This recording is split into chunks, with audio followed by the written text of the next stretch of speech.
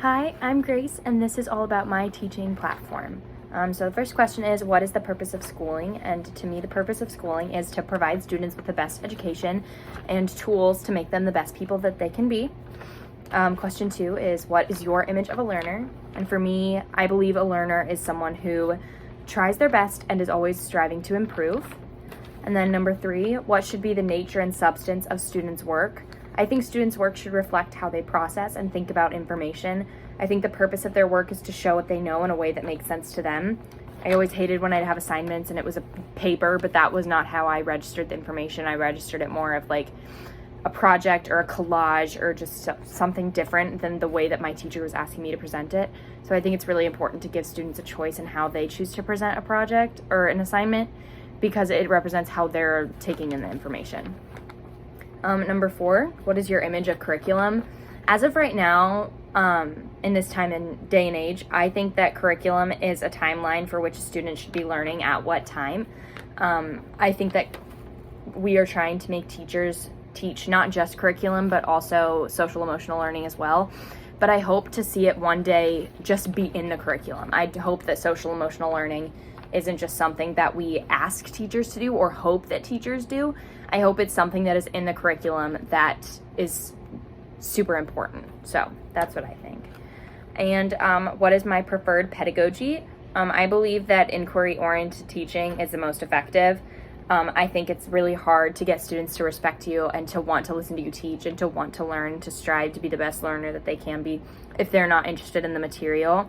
I mean, of course, it's important to make sure that you're getting to all the material, but I think it's really important if your students are interested in one topic over another to spend extra time on that one topic, because that your students are portraying it to you that they are interested in that topic specifically. Number 6, what is your preferred school climate? Sorry, I'm making sure there's not another question. Okay, there's not. I'm sorry. So what is the preferred school climate? I believe a school climate should be gentle and kind, leaving plenty of room for reflection and growth. I think that a school climate is just as important as a climate at home or on a team or in a club. I think it's extremely important students spend a majority of their life in school, from ages 5 to 18. So I think it's extremely important to make that be a safe and loving and kind environment. I also think that it's really important to leave room for reflection and growth, because I think what a lot of students in my grade and in my years struggled with was constructive criticism, or realizing that they messed up on their own because they never took that time in other classes to reflect on what they could do better or what they did wrong and how they could improve. A lot of teachers just told them, oh, you did this wrong, and that's it. But so I think it's really important to leave that room for reflection where the student can realize what they did wrong and how they can go about fixing it. I believe students should feel comfortable and supported in their school community. I think that's extremely important. If students are in a community in which they feel like what they do does not matter, they will not want to be there. They will not want to learn.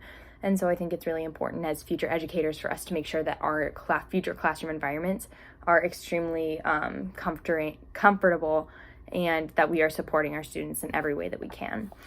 And then last question, number 7, what is the social significance of students learning? And I think that the social significance of students learning is immense. I think it's so important, because throughout a student's education, they should be taught about not just the curriculum, but also themselves, issues in their world, and their importance in the community. Because I think that as students grow up, they feel like they can't do anything because they are so young, or because they are not that age yet.